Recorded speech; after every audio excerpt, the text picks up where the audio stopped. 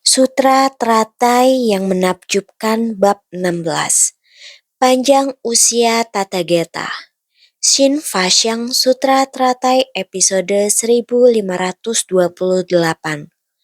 Bukan memasuki parinibbana, namun menyatakan akan memasuki parinibbana sebagai metode terampil untuk mengajar dan membimbing. Pemadaman adalah memadamkan segala kerisauan. Penuntasan adalah secara tuntas mengakhiri karma dari samsara. Keajaiban adalah secara menakjubkan memadamkan segala kegelapan batin. Pembebasan adalah terbebaskan dari segala penderitaan dalam 3 kelompok alam.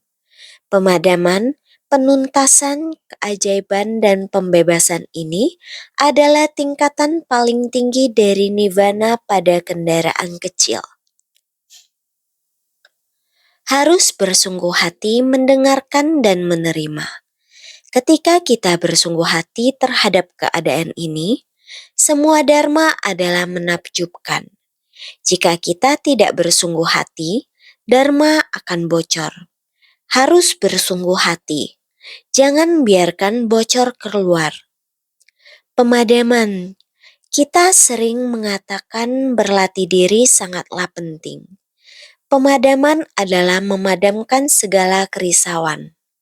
Bukankah ini yang sering kita katakan? Ini adalah juga dharma. Sangat sulit. Menderita karena ada kerisauan. Penderitaan adalah karena kerisauan kita menimbulkan ketidaktahuan. Karena ketidaktahuan ini, seluruh pikiran kita dipenuhi oleh delusi. Oleh sebab itu, ketidaktahuan, kerisauan, dan delusi membuat kita tidak dapat terbebas pada kehidupan demi kehidupan. Menjalani kehidupan yang berada di luar kendali kita, di dunia para makhluk yang tidak dapat kita kontrol. Oleh sebab itu, sekarang kita harus jelas bahwa sedang memadamkan. Pemadaman adalah memadamkan segala kerisauan. Semua jenis kerisauan dalam hubungan antar sesama, kita seringkali terlibat dalam konflik. Setiap hari kita membahas hal ini. Setelah kami mendengarkan setiap hari, pergi meninggalkan ruangan, semua orang kembali bingung. Apa yang terjadi di antara orang-orang? Kita belum meningkatkan kewaspadaan kita. Ketika bertemu orang-orang, bukankah harus memiliki etika sikap? Mulai bertemu orang harus memiliki satu kesan yang baik. Jalinan jodoh yang baik bukan berhubungan antar manusia. Kamu melihat saya tidak memberi sapaan. Saya melihat kamu juga tidak saling peduli. Seperti orang yang tidak saling kenal. Seperti orang-orang datang dari tempat-tempat yang berbeda. Mereka jelas-jelas menyapa kita. Namun kita melihat saja tidak. Ini adalah yang membuat perasaan orang. Beginilah cara orang berhubungan satu sama lain. Sikap mereka. Perasaan kesan pertama ini adalah ada kerisauan batin. Terasa tidak baik. Kita bukan sekedar bodhisatwa masuk ke kerumunan masyarakat. Langkah pertama adalah menjalin jodoh baik di kerumunan orang banyak. Di tempat manapun, terhadap siapapun, kapanpun, kita terhadap orang saling berhubungan adalah harus terlebih dahulu membangun satu jalinan jodoh baik. Seandainya, jika kita tidak hanya demikian dalam kehidupan sehari-hari, terhadap hubungan antar orang ada demikian. Begitu tidak ada awal kesan yang baik, ini adalah awal dari kerisauan batin mau terjadi. Setiap orang harus sangat berhati-hati. Meskipun ini adalah hal yang sangat kecil, semuanya mulai dari hal kecil, membimbing para makhluk. Masuk kerumunan masyarakat, jangan lupa adalah kesan terhadap antar manusia. Jalinan jodoh haruslah diingat. Beginilah, kita sedang mendengarkan Dharma. Harus bagaimana untuk melenyapkan segala kerisauan batin. Membuat jalinan jodoh dari kesan pertama juga sangat banyak. Satu sisi, dari jalinan jodoh ada kesan baik. Kamu memiliki jalinan jodoh apa? Mungkin saja pada tempat dan situasi tertentu membutuhkan uluran tangan darinya. Mungkin juga. Jadi, kita harus menjalin jodoh baik dengan semua orang, sehingga dapat mengurangi begitu banyak kerisauan batin. Selain itu juga bisa mendapatkan kekuatan. Harus diingat, waktu, ruang, dan hubungan antar manusia di setiap saat. Kita harus mengingatkan diri sendiri. Ini juga ada hubungannya dengan melenyapkan. Kita harus melenyapkan habis segala kerisauan batin, yakni harus di keseharian di tengah-tengah masyarakat. Maka disebut dengan membangun hubungan baik dengan manusia. Penuntasan adalah secara tuntas mengakhiri karma dari samsara. Penderitaan manusia semakin banyak. Namun, mengenai hal yang mendasar di dunia, yakni lahir, tua, sakit, dan mati, biasanya kita bertindak lalai. Sekali kejadian yang sensitif muncul, kewaspadaan juga muncul. Maka, kita merasa tegang, merasa terbelenggu. Baik itu adalah orang yang dekat dengan kita, ataupun diri kita sendiri yang mengalaminya. Saat kematian tiba, maka semua orang merasa ini adalah hal besar di dalam alam manusia. Inilah hukum alam di alam manusia. Menderita, sungguh penderitaan yang tak terbendung. Dalam mempelajari ajaran Buddha kita tahu, penderitaan dari kelahiran dan kematian adalah penderitaan yang tidak dapat kita kendalikan. Kita harus dengan teliti merenungkan hal ini, memikirkan dengan sesama dan mengukur hal ini. Sungguh, hidup penuh dengan penderitaan. Apa yang dapat kita lakukan? Kita harus lebih memahami dengan jelas. Bagaimana kita datang dan pergi? Mengapa kita datang? Apa tujuan kita datang ke dunia? Untuk bekerja demi keluarga kita? Atau kita ingin bekerja keras demi semua makhluk hidup? Kita harus memikirkan hal ini untuk diri kita sendiri. Para bodhisattva melayani makhluk hidup dengan kemauan sendiri dan akan melakukan segala hal demi makhluk hidup. Ini adalah hati bodhisattva. Mereka tidak takut bekerja keras dan ingin melayani. Sebelumnya dikatakan saat Buddha di tempat akar masalah, bahkan saat tiba di neraka, Buddha bersedia mengupas kulitnya menjadi sebuah tali, menggunakannya untuk menarik kereta api, menggantikan orang yang disiksa. Sang Buddha bersedia melakukan hal ini karena ia tidak tahan jika makhluk hidup menderita. Ini adalah membangkitkan niat seorang bodhisattva. Diri sendiri membangkitkan tekad dan membangun ikrar. Ini tidak seperti makhluk hidup yang tidak memiliki kendali atas kehidupan dan kematian mereka. Bodhisattva memahami arah mereka dalam siklus kehidupan. Dan untuk menyelamatkan makhluk hidup dari penderitaan, mereka harus memahami sebab dan akibat di dunia makhluk hidup dan menemukan cara untuk menyelamatkan makhluk hidup.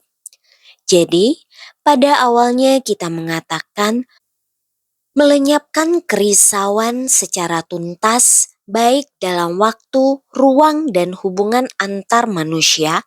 Ketika kita ketemu, kita sudah membangun sebuah niat untuk jalinan jodoh baik. Ini adalah sebuah hal yang mudah. Dibandingkan dengan Buddha pergi ke neraka, menggenggam jodoh baik dengan para makhluk, beliau bersedia demi semua makhluk mengupas kulit dan dijadikan tali untuk menarik gerobak api. Begitu sulit, dia pun bersedia. Apalagi kita bisa gagal melakukan sesuatu yang demikian mudah. Seperti memberikan kesan baik pada orang lain, hal yang begitu mudah, manusia awam tidak sanggup melakukannya. Sedangkan Buddha dan para bodhisatwa demikian bersusah payah, mereka tetap bersedia untuk bersumbangsi. Ini adalah perbedaan antara makhluk suci dengan makhluk awam. Jadi begitu menakjubkan. Keajaiban adalah secara menakjubkan memadamkan segala kegelapan batin. Karena semua Buddha dan Bodhisattva, mereka sudah memahami segala dharma. Setelah beliau memahaminya, dharma sudah berada di dalam batin mereka. Begitu menakjubkan. Di tengah orang banyak, mereka bisa memahaminya. Hubungan antar manusia mengapa ada kerisauan dari hukum sebab musabab. Karena Buddha dan Bodhisattva sudah memahami sepenuhnya. Mereka merasa damai dan leluasa di tengah orang banyak. Tidak peduli berapa banyak para makhluk yang menderita. Bodhisattva muncul dikarenakan ada makhluk yang menderita. Terjun dan bersumbangsi di tengah para makhluk yang menderita, batin tetap tidak ternodai. Meskipun para makhluk menderita, meskipun batin semua Buddha dan Bodhisattva tidak tega, tetapi mereka memiliki kerisauan yang dimiliki para makhluk. Mereka tidak hanya merasa penderitaan yang dialami para makhluk, bukan penderitaan diri sendiri. Hanya merasa penderitaan yang dialami para makhluk, mereka tidak tega melihat penderitaan para makhluk. Bersedia bersumbangsi, bersedia melayani, menerapkan dharma di tengah orang banyak, melenyapkan penderitaan orang banyak. Ini adalah keajaiban. Menggunakan dharma untuk menyelamatkan para makhluk, menggunakan dharma untuk melenyapkan penderitaan para makhluk. Apakah mereka menderita karena kesulitan yang mendesak, atau apakah mereka menderita kebingungan jangka panjang? Penderitaan, kebingungan, dan ketidaktahuan memerlukan perawatan jangka panjang dan bimbingan pasien. Inilah penderitaan batin. Jika penderitaan tersebut bersifat sementara akibat bencana, atau penderitaan karena kekurangan sumber daya materi, kita bersungguh hati dan menerapkan dharma. Pergi membantu dia dalam jangka waktu yang singkat ini. Penderitaan ini, kita membantu mereka memadamkannya. Setelah berhasil memadamkan penderitaan mereka, dilanjutkan dengan memabarkan dharma. Hal ini seperti yang sering kita katakan. Misi pengobatan bukan hanya mengobati penyakit. Kita juga harus peduli terhadap batin orang lain. Kita harus memasuki hati mereka dan membimbing mereka. Prinsip yang sama. Setelah berhasil memadamkan penderitaan mereka, dilanjutkan dengan membabarkan dharma. Ini disebut keajaiban. Keajaiban dalam menerapkan dharma untuk melenyapkan penderitaan semua makhluk hidup. Kita harus menggunakan dharma di dalam hati kita, sehingga kita pergi ke tengah-tengah orang, kita tidak dikotori oleh penderitaan atau ketidaktahuan. Ini disebut keajaiban. Ini disebut leluasa. Berkah adalah sukacita yang diperoleh dari bersumbangsi. Kebijaksanaan adalah keleluasaan yang diperoleh dari sikap berpengertian. Seperti inilah, berkah dan kebijaksanaan diperoleh di tengah kerumunan orang banyak. Pikirkan tentang itu. Bukankah ini menakjubkan? Ini sungguh menakjubkan. Ketika kita melihat suatu fenomena seperti ini, akan muncul semacam kebahagiaan, perasaan yang menakjubkan. Inilah sukacita dalam dharma. Jadi kebebasan mengacu pada terbebaskan dari segala penderitaan dalam 3 kelompok alam. Kata pembebasan di sini Berarti kita tidak perlu lagi berada di triloka lagi dalam hidup kita. Hati kita penuh dengan keinginan, hasrat akan kasih sayang, harta benda, seksual, dan lain sebagainya. Kita harus meninggalkan semua ini sepenuhnya. Bebas dari keinginan ini, bebas dari wujud ini, semua harta benda, segala wujud keinginan, semuanya hilang dari pikiran kita dan telah dihilangkan seluruhnya. Tidak akan tergoda oleh keinginan akan wujud, batin kita akan terbebas darinya, dan kita tidak akan memikirkan tentang wujud. Juga telah terbebas dari alam tidak terwujud. Batin tiada rintangan. Kita tidak akan berkata hanya memberikan kebaikan kepada diri sendiri untuk menghindari hawa nafsu ini, sehingga saya harus meninggalkan. Jika Anda pergi meninggalkan, bagaimana Anda akan masuk ke dalam kerumunan masyarakat? Kita harus memiliki niatan batin seperti ini. Hati kita akan dipenuhi oleh dharma yang menakjubkan, kekosongan sejati. Kita harus mengenal dengan jelas kekosongan sejati, tanpa bentuk, tanpa tiada bentuk. Kita harus terlepas sepenuhnya dari nafsu, sehingga disebut sebagai tiga dunia atau triloka. Jika dideskripsikan di dunia sebagai alam nafsu, alam bentuk, dan alam tanpa bentuk, tidak lain berada di dalam batin kita, berada di dalam batin dan pemikiran kita. Hati yang tanpa rintangan, secara alami batin dan dharma akan terpenuhi. Dengan dharma, kita akan merasa bebas. Kebijaksanaan adalah keleluasaan yang diperoleh dari sikap berpengertian. Kita telah mengerti seluruh dharma, sehingga kita sangat bebas, sehingga disebut pembebasan. Adalah terbebaskan dari segala penderitaan dalam tiga kelompok alam. Kita telah terlepas dari tiga alam, alam nafsu, alam bentuk, dan alam tanpa bentuk. Kita batin tiada rintangan, karena tiada rintangan inilah yang disebut sebagai pemadaman, penuntasan, keajaiban, dan pembebasan.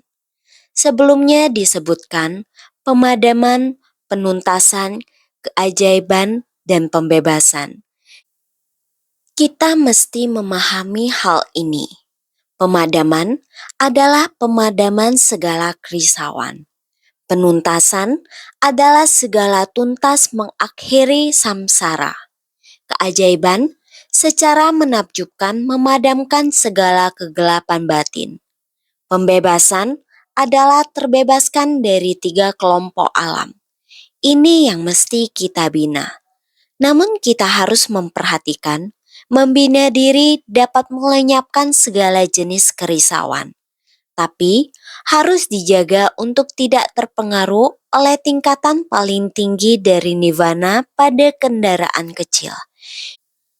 Bila terperangkap seperti itu, jangan serakah akan tempat ini. Kita tetap harus melangkah ke arah misi dari kendaraan besar.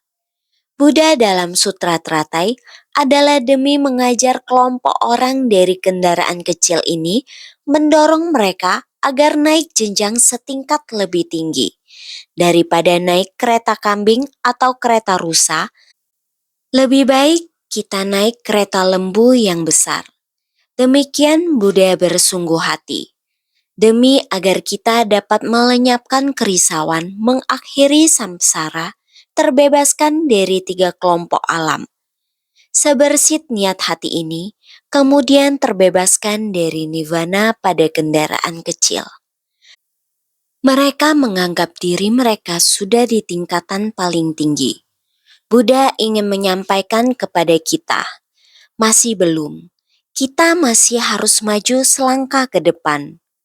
Perumpamaan kota gaib ini juga telah menyampaikan seperti ini kepada kita. Tidak boleh merasa lelah. Maju lagi ke arah depan. Tempat kalian beristirahat hanya sebuah kota gaib, sebuah tempat agar kalian beristirahat sejenak. Mari, mari maju lagi ke arah depan. Di sana adalah tingkatan Buddha yang sebenarnya. Itulah tempat yang hendak kita capai sesungguhnya. Jadi, kalian semua mesti memahami secara bersungguh hati. Di dunia ini adalah ketidakkekalan. Perubahan dari hidup dan mati. Kapan ketidakkekalan terjadi? Kita dapat mendengarkan Buddha Dharma. Sekarang ini kita mesti menggenggam kesempatan. Harus benar-benar bersungguh hati. Mari, naskah sutra sebelumnya, Dharma akhir. Demikian aku telah mencapai kebudaan semenjak masa yang sangat lampau dulu. Panjangnya usiaku adalah asam kaya kalpa tak terhingga. Berdiam selamanya dan tidak pernah lenyap. Sutra Teratai Bab 16, Panjang Usia Tathagata. Sebelumnya sudah dikatakan, kita sudah mengetahui bahwa Buddha mencapai kebudaan sebelum beliau mencapai kebudaan dimulai dari menapaki jalan bodhisattva. Panjang usianya sudah sangat panjang. Ingat, panjang usia, prinsip kebenaran adalah untuk selamanya. Prinsip kebenaran berdiam selamanya. Tubuh Dharma dari Buddha berdiam selamanya. Tubuh Dharma dari Buddha adalah prinsip kebenaran. Buddha membabarkan Dharma. Semua ini merupakan prinsip kebenaran. Terus pergi dan kembali dengan tubuh Dharma ini. Kita semua juga dengan tubuh Dharma berada di dunia ini. Meskipun saat ini merupakan masa kemunduran Dharma, Dharma tetap membuat kita harus meneruskan misi, menjadikan Dharma sebagai misi dalam kehidupan kita. Kita harus sungguh-sungguh mewariskan Dharma. Inilah yang dikatakan menyebarluaskan Dharma. Menyebarkan sutra ada di bab Guru Dharma. Buddha mulai dengan jelas menunjukkan beliau sedang merangkul bodhisattva. Ingat dalam bab Guru Dharma. Buddha sudah mulai mengajak setiap orang menyebarkan sutra, menyebarluaskan semangat yang terkandung di dalam kitab sutra. Kita harus sangat bersungguh hati. Naskah sutra selanjutnya mengatakan, jadi sekarang aku bukan benar-benar memasuki parinibbana. Namun aku menyatakan kalau aku akan memasuki parinibbana. Tathagata menggunakan metode terampil ini untuk mengajarkan dan membimbing para makhluk. Sutra Teratai Bab 16, Panjang Usia Tathagata. Dalam kehidupan ini, Sang Buddha lebih dari 2000 tahun lalu periode kehidupan di Kapilawastu, kehidupan di India kuno. Tidak lebih hanya merupakan manifestasi untuk menampakkan wujud. Ada kelahiran maka ada umur, tua, sakit, dan mati. Ini semua ingin memberitahukan kepada kita semua akan memasuki parinibbana. Dalam periode ini, dengan tubuh nirmanakaya di alam manusia, hanya sebuah metode terampil selama periode ini. Tubuh Dharmakaya yang sebenarnya selamanya tidak akan padam. Maka ini menunjukkan tentang memasuki parinibbana hanya sebuah metode terampil di alam manusia. Dengan cara ini, memanifestasikan sebuah wujud. Ini menunjukkan tentang memasuki parinibbana. Tubuh Dharma, Dharmakaya, pada dasarnya tiada muncul atau lenyap. Tubuh balasan, Sambhogakaya, memiliki usia tanpa akhir. Sedangkan tubuh perubahan, Nirmanakaya, pada dasarnya ditampakkan untuk menuntun para makhluk. Jadi, Bagaimana mungkin bersedia untuk segera memasuki parinibbana tanpa sisa? Namun Tathagata menyatakan akan segera memasuki parinibbana adalah karena di antara para makhluk, sebagian bisa memperoleh manfaat dari penampakannya akan memasuki parinibbana. Jadi Buddha menampakkan akan memasuki parinibbana untuk menyelamatkan dan menuntun mereka. Inilah kekuatan metode terampil dari Tathagata. Maka sering dijelaskan, Sang Buddha menampilkan 8 proses. Di antaranya adalah akan memasuki parinibbana, maka ini tidak lebih merupakan respon terhadap kelahiran dan kematian di dunia manusia. Mengapa terlahir di alam manusia? Karena untuk merespon aspek kehidupan di alam manusia. Dikarenakan demikian, tentang memasuki parinibbana, masalah adalah jejak. Ini merupakan suatu proses. Oleh karena itu, tubuh Dharma, Dharmakaya, pada dasarnya tiada muncul atau lenyap. Tubuh Dharma ini tiada muncul atau lenyap. Dharmakaya adalah abadi. Prinsip kebenaran berdiam selama ini adalah kebenaran sejati. Kebenaran sejati pada umumnya kita sebut sebagai prinsip. Prinsip kebenaran. Istilah dalam Buddha Dharma disebut sebagai kebenaran sejati. Kebenaran sejati adalah abadi. Oleh karena itu, tubuh balasan Sambhogakaya memiliki usia tanpa akhir. Dia terus-menerus dari kehidupan ke kehidupan, tidak pernah terputus melewati waktu dan ruang. Hanya saja menampakkan tahapan-tahapan. Sebelumnya juga kita telah bahas dalam jangka waktu itu. Dalam jangka waktu itu artinya penampakan dari tahap usia ini. Walaupun mengatakan akan menampakkan pemadaman, sebenarnya dalam jangka waktu itu tidak pernah terputus.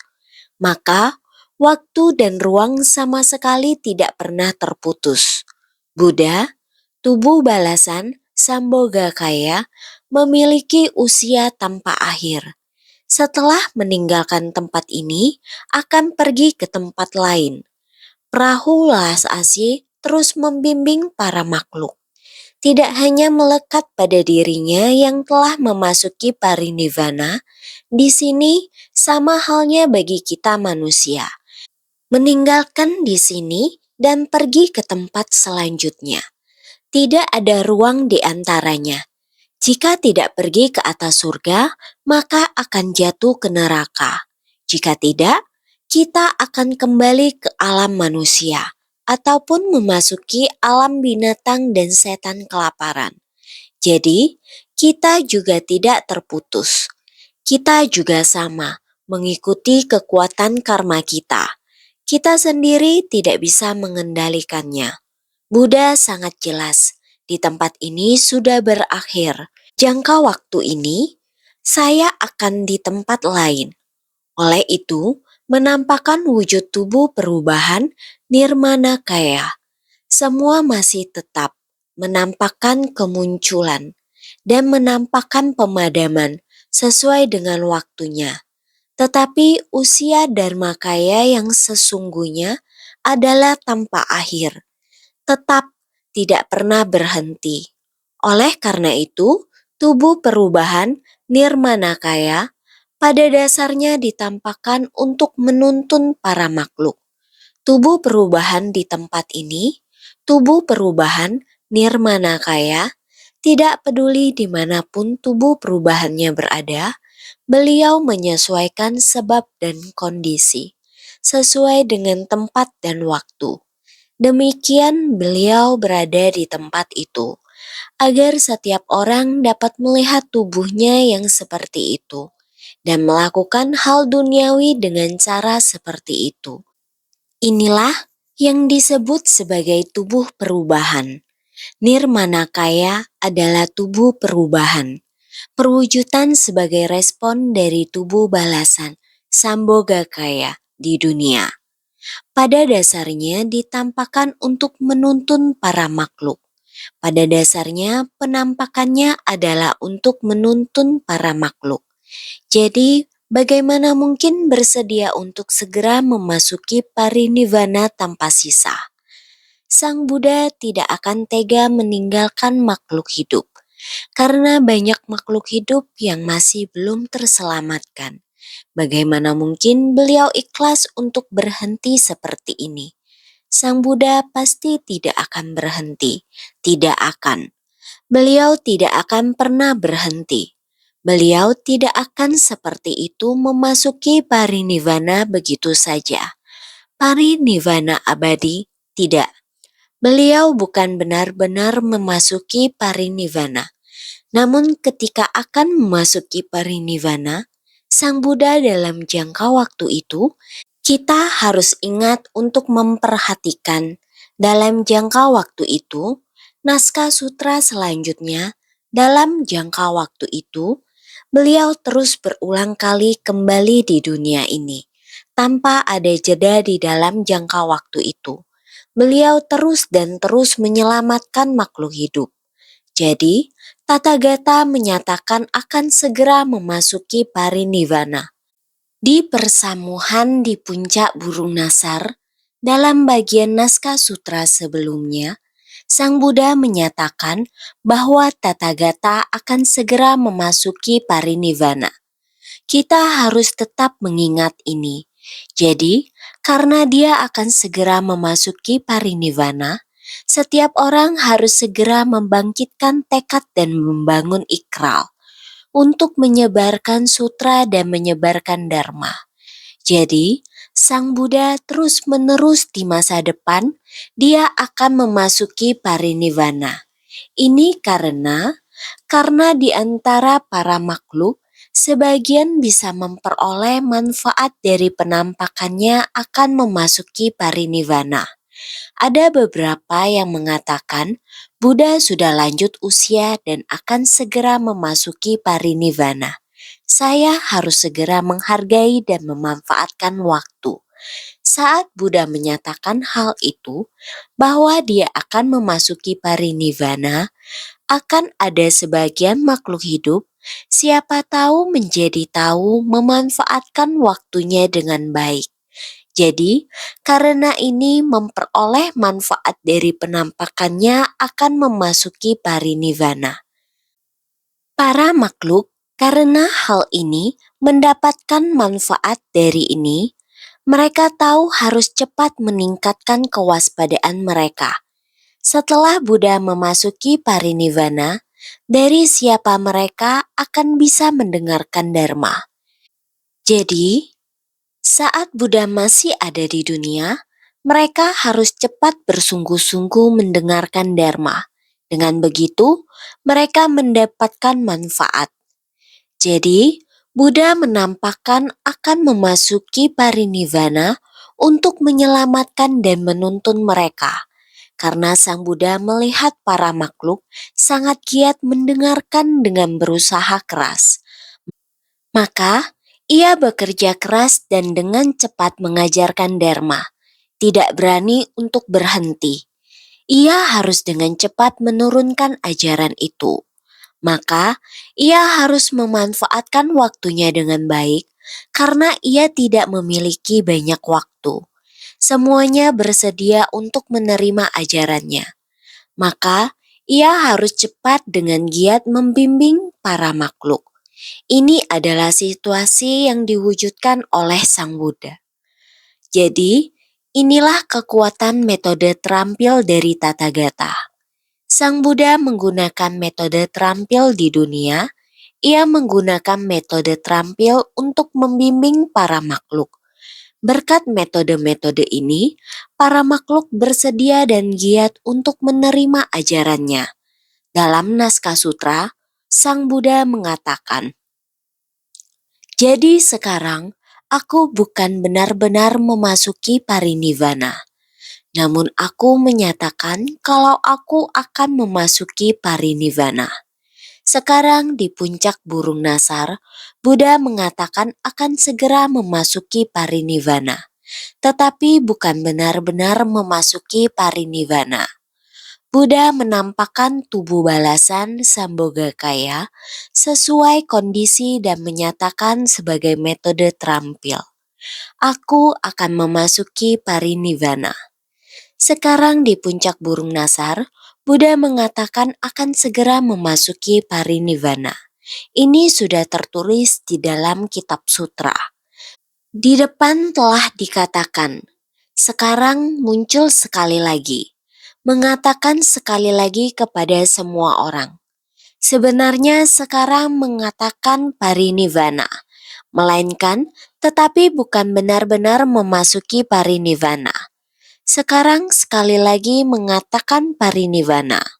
Buddha bukan benar-benar memasuki parinibbana, masih berada di tengah periode untuk menyadarkan orang banyak. Jadi, Buddha menampakkan tubuh balasan Sambhogakaya di tempat di mana membutuhkannya. Ada jalinan jodoh, dia akan segera datang ke tempat yang berjodoh itu. Buddha menampakkan tubuh balasan Sambhogakaya sesuai kondisi dan menyatakan sebagai metode terampil. Aku akan memasuki parinibbana. Jadi jalinan jodohnya sudah sampai di sana. Di tempat itu jalinan jodoh sudah matang, maka akan pergi ke sana. Ini adalah bodhisattva. Setelah menyelamatkan penderitaan di sini, akan pindah ke tempat lain. Seperti itulah prinsipnya. Tubuh Dharma tidak padam, tetapi menyatakan pemadamannya. Dharma pada dasarnya tidak muncul, makanya tiada yang padam. Inilah makna dari tubuh Dharma tidak padam. Juga disebutkan inilah makna dari pemadaman hening, sehingga menyatakan pemadamannya.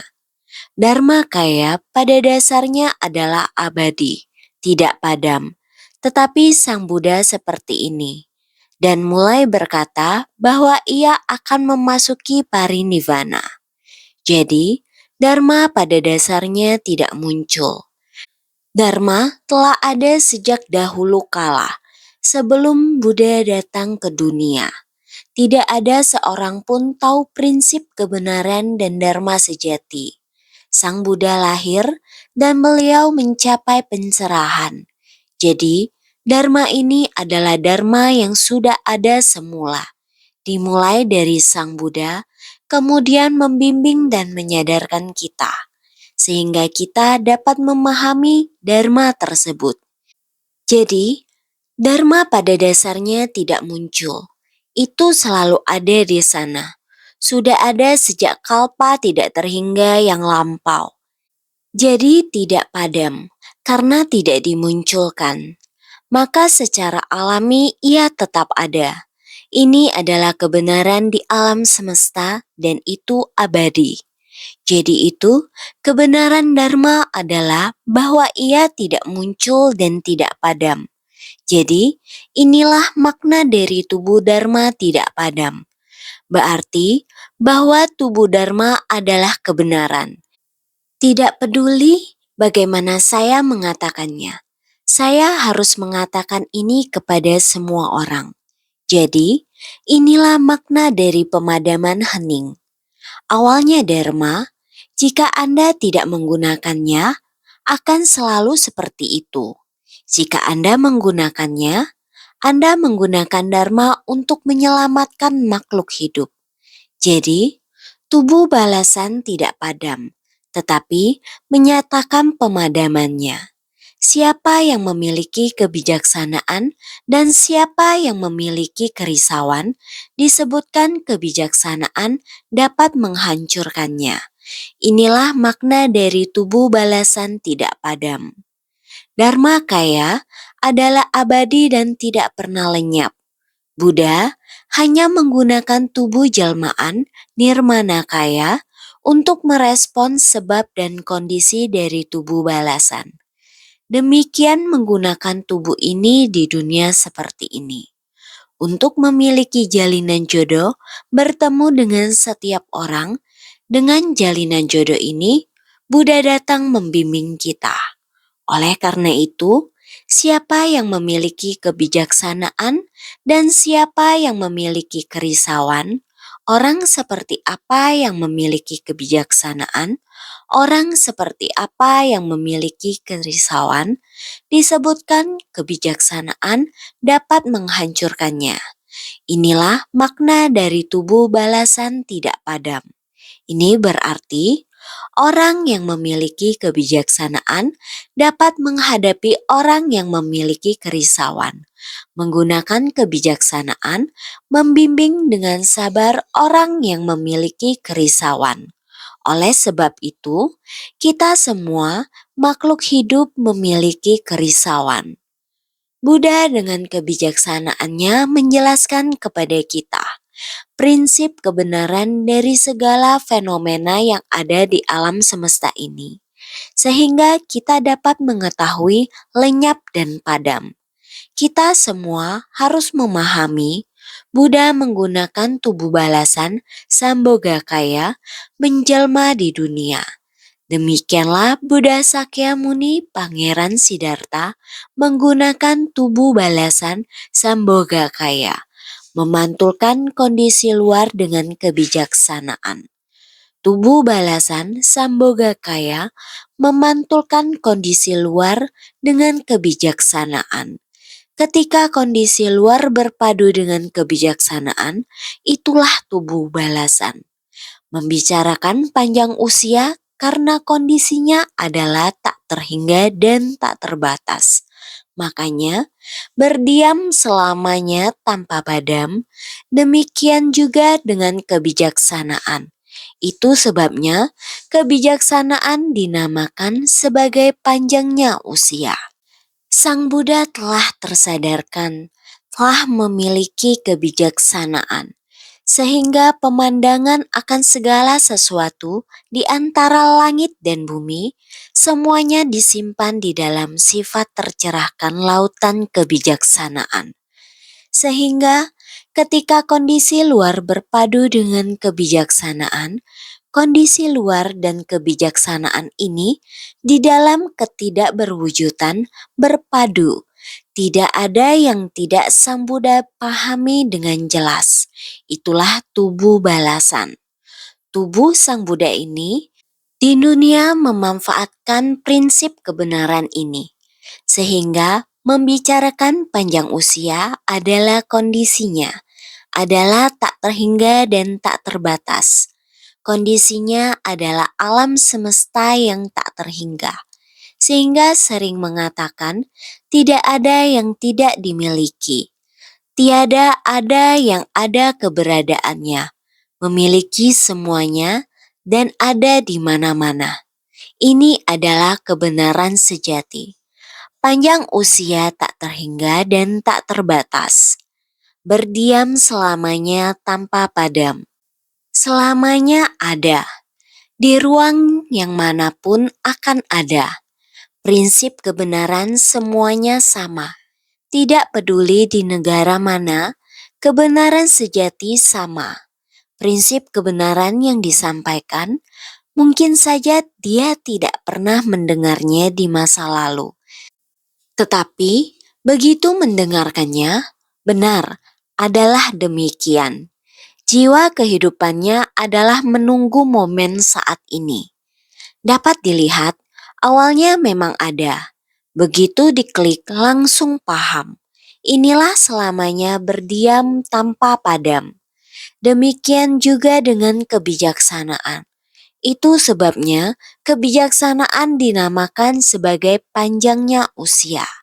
Pengetahuan ini, kebijaksanaan ini. Pengetahuan adalah kebijaksanaan untuk membeda-bedakan. Kebijaksanaan adalah kebijaksanaan yang memandang setara. Tidak peduli adalah untuk membedakan ataupun mengetahui hingga tuntas mengenai entitas kehidupan agung.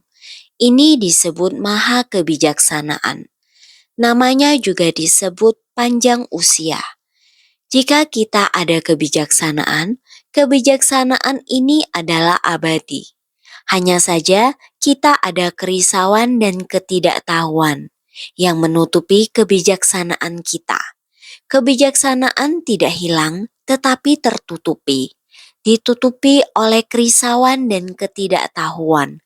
Sekarang kita harus mengikis semua ketidaktahuan. Maka kita harus bekerja keras mengikis kerisauan dan ketidaktahuan. Jadi, para makhluk belum memahaminya. Para makhluk masih belum mengertinya. Ketika mereka mendengarkan ini, lalu beranggapan kalau itu ditujukan pada Buddha. Mereka mengira ini adalah prinsip kebenaran yang hanya bisa diketahui oleh Buddha. Mereka tidak tahu, mereka sendiri juga memiliki kebijaksanaan Tathagata. Kita semua pada dasarnya sudah memilikinya. Hanya kita tidak memahaminya, mengira bahwa hanya Buddha yang memilikinya. Jadi, dalam proses pelatihan diri, merasa hanya saya sendiri yang bisa mendapatkannya, sehingga akan muncul keangkuhan. Jika kita mendapatkan sedikit, kita akan menjadi sombong, lalu berhenti berlatih. Sravaka Prayetka Buddha berpikir bahwa saya sudah tahu, sudah mengetahuinya. Saya tahu saya harus memutuskan kerisauan. Ketika ada penderitaan duka, sebab penderitaan samudaya, lenyapnya penderitaan niroda, jalan menuju lenyapnya penderitaan marga. 4 kebenaran mulia, 12 nidana. Semua sudah jelas bagi saya. Mau berlatih dharma apa lagi? Jika kita seperti ini, kita lalu tidak mau lagi berlatih, bergerak maju. Kita semua selalu seperti ini. Hanya mendengar sedikit lalu merasa sudah mengerti banyak. Inilah masalah kita. Jadi, makanya kembali disampaikan kalau jalan dapat melenyapkan delusi, dia menyatakan pemadaman. Para makhluk belum memahaminya, mendengarkan ini lalu beranggapan kalau itu ditujukan pada Buddha, sehingga memunculkan keangkuhan dan kemalasan, tidak lagi mau mempraktekkan jalan. Makanya kembali disampaikan kalau jalan dapat melenyapkan delusi. Itulah sebabnya menyatakan pemadaman. Kita hendaknya melatih diri di jalan bodhisattva. Kalau tidak, kegelapan dan noda batin ada di dalam batin kita, sehingga menyebabkan kegelapan dan noda batin di diri kita sendiri. Seperti jaring noda batin yang menjerat kita, walaupun sebenarnya jelas-jelas kita dapat maju. Namun, kita terperosok di tengah jalan, sehingga kita memberhentikan langkah kita. Inilah kenapa Buddha ingin mencari cara untuk mereka, ingin memberitahukan kepada mereka bahwa kehidupan tidak kekal dan memiliki batas usia, sehingga menghimbau kepada semua orang untuk lebih bersungguh hati. Oleh karena itu, tubuh perubahan tidak padam, tetapi menyatakan pemadamannya. Tubuh perubahan adalah penggunaan dari tubuh dharma dan tubuh balasan. Karena esensi tidak lenyap, bagaimana mungkin penggunaannya ada akhir? Inilah makna dari tubuh perubahan tidak padam. Akan tetapi dikarenakan para makhluk kerap menunjukkan keangkuhan dan kemalasan, makanya menyatakan, aku akan memasuki parinibbana pada tengah malam ini. Inilah menyatakan pemadaman. Buddha mulai menjelaskan untuk semua orang sehingga semua orang dapat memahami bahwa kedatangan beliau ke dunia adalah untuk merespon benih sebab dan jalinan karma ini. Sehingga beliau bermanifestasi di dunia ini. Buddha mulai menyatakan dengan menggunakan metode terampil, mulai mengatakan bahwa beliau akan memasuki parinibbana, menua dan pada akhirnya akan hilang, akan binasa dari dunia. Seperti demikianlah oleh karena itu, tubuh perubahan adalah penggunaan dari tubuh dharma dan tubuh balasan. Penggunaan adalah merespon jalinan karma di dunia ini. Lahir di istana kerajaan dan tumbuh besar dengan cara ini. Semua orang sudah mengetahui hal ini. Beliau melatih diri dan tercerahkan. Semua orang juga sudah mengetahui. Ini semua adalah untuk membuat semua orang memahami. Tubuh perubahan ini, tubuh ini adalah tubuh Dharmakaya. Prinsip kebenaran ini akan selalu ada. Prinsip kebenaran ini selalu akan digunakan sebagai tubuh balasan, sehingga semua orang dapat mengetahui. Saya Buddha sudah tercerahkan dan mulai membabarkan Dharma. Ini disebut sebagai menggunakan tiga tubuh secara bersamaan. Jadi, karena esensi tidak lenyap, bagaimana mungkin penggunaannya ada akhir? Kalau esensi tidak lenyap, bagaimana mungkin ada akhir? Dharma bisa digunakan dalam begitu banyak sebab dan kondisi untuk menyelamatkan para makhluk. Bila esensi benar-benar lenyap, bila Buddha memasuki parinibbana di kehidupan ini, maka tidak akan ada yang tersisa. Bila tidak ada yang tersisa, bagaimana bisa Dharma diteruskan? Tubuh Dharma tetap ada. Jadi, inilah makna dari tubuh perubahan tidak padam. Dalam merespon pada sebab dan kondisi dan kesempatan, kita mesti meneruskan Dharma. Akan tetapi, dikarenakan para makhluk kerap menunjukkan keangkuhan dan kemalasan, ada orang yang berpikir, saya sudah mengetahui ini dengan jelas, sudah mengerti banyak hal. Karena ini kita menjadi terhambat dan menyerah di tengah jalan. Niat mereka untuk membina diri akan menghilang. Mereka memutuskan jalan sendiri dan terhenti. Ini dinamakan keangkuhan dan kemalasan. Makanya menyatakan, aku akan memasuki parinibbana pada tengah malam ini. Buddha memperingatkan para muridnya, kalau kamu tidak segera bersungguh hati memanfaatkan kesempatan, Sang Buddha akan segera meninggalkan dunia ini dan memasuki parinibbana. Jadi, Tathagata menggunakan metode terampil ini untuk mengajar dan membimbing para makhluk. Tathagata menggunakan ini untuk menunjukkan pada para makhluk dan menyatakan akan memasuki parinibbana. Inilah metode terampil untuk membimbing para makhluk. Tathagata tidak memasuki parinibbana, tetapi hanya menampakkan akan memasuki parinibbana. Adalah sebagai metode terampil untuk mengajar dan membimbing para makhluk. Metode terampil inilah yang digunakan oleh Tathagata.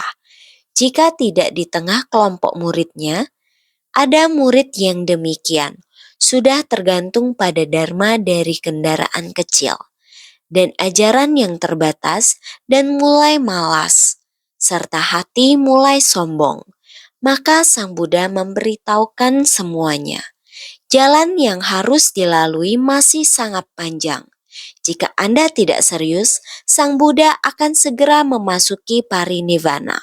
Sebagai peringatan bagi mereka agar mereka sadar dan segera menggenggam waktu serta segera mendengarkan pembabaran Dharma dengan serius. Maka, Tathagata menggunakan ini menunjukkan pada para makhluk untuk menunjukkan kepada para makhluk. Maka, menyatakan akan memasuki parinibbana. Inilah metode terampil terhadap semuanya, mulai secara terus-menerus mengumumkan Sang Buddha segera akan memasuki parinibbana. Terus mengatakan bahwa sisa umur saya tidak lama lagi. Kalian harus serius, harus tulus. Tinggal tidak lama lagi, kehidupan ini sudah akan memasuki parinibbana. Dengan metode terampil ini, membimbing dan menuntun para makhluk. Sebenarnya prinsip sejati adalah abadi adanya. Maka, Tathagata menggunakan metode terampil ini untuk mengajarkan dan membimbing para makhluk. Ini untuk memberitahukan kepada semuanya. Sebenarnya tidak memasuki parinibbana, tetapi hanya menampakkan akan memasuki parinibbana. Sang Buddha sebenarnya tidak pernah berhenti di tengah-tengah, tetapi meninggalkan sini dan pergi ke sana. Prinsip sejatinya datang dan pergi, tidak pernah berhenti sepanjang waktu atau ruang. Apakah itu waktu? Apakah itu ruang? Selamanya tidak pernah terputus. Walaupun tidak pernah terputus, demi para makhluk, beliau harus menggunakan metode terampil untuk mengatakan kepada semuanya. Tinggal tidak lama lagi, demi untuk disesuaikan dengan ekologi kehidupan para makhluk, usia di dunia tidak melewati 100, sehingga dia menunjukkan waktu 80 tahun, sehingga menampakkan wujud sesuai dengan kehidupan para makhluk. Ada kelahiran, maka akan ada kematian. Ini juga menampakkan wujud di dunia. Sehingga demi membuat semua orang paham, tidak memasuki parinibbana, tetapi hanya menampakkan akan memasuki parinibbana, adalah sebagai metode terampil untuk mengajar dan membimbing para makhluk. Benar, demikian metode terampil untuk mengajar dan membimbing. Berharap kita setiap orang dapat memahami usia Buddha adalah selamanya, tidak pernah terhenti. Kita harus bersungguh hati memahami, melenyapkan, menuntaskan, menakjubkan, meninggalkan. Bagaimana melenyapkan? Melenyapkan apa? Melenyapkan kerisauan. Menuntaskan apa? Tidak bisa menentukan kelahiran dan kematian sendiri. Dan menakjubkan, apa yang menakjubkan? Yaitu meninggalkan 3 alam yang penuh penderitaan. Kita berada di 3 alam. Niat keinginan dalam batin kita, pemikiran kita akan wujud, kemelekatan kita pada tiada wujud. Semua harus kita lenyapkan, sehingga kita harus benar-benar terbebaskan. Pemikiran timbul tenggelam pada 3 alam ini, dan kerisauan akan ketamakan, sehingga kita harus senantiasa lebih bersungguh hati.